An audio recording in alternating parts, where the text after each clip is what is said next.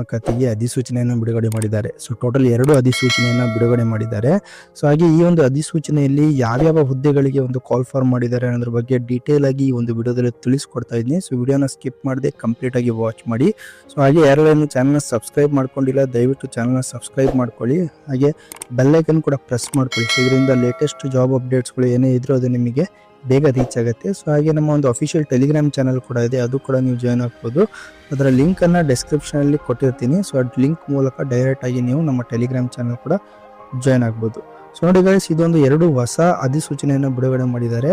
So ಇದು ಬಂದ್ಬಿಟ್ಟು ಗುತ್ತಿಗೆ ಆಧಾರದ ಮೇಲೆ ಇವರು ಹೈರ್ ಮಾಡ್ತಿದ್ದಾರೆ. ಓಕೆ, ಸೊ ಹಾಗೆ ನೋಡಿ, ಈ ಹುದ್ದೆಗಳು ಯಾರಿಗೆ ರಿಲೇಟೆಡ್ ಇದೆ ಅವರು ಈ ಒಂದು ಹುದ್ದೆಗಳಿಗೆ ಅರ್ಜಿಯನ್ನು ಸಲ್ಲಿಸಬಹುದು. ಸೊ ಹಾಗೆ ಈ ಒಂದು ಹುದ್ದೆಗಳಿಗೆ ಯಾವುದೇ ರೀತಿ ಪರೀಕ್ಷೆ ಕೂಡ ಇರೋದಿಲ್ಲ.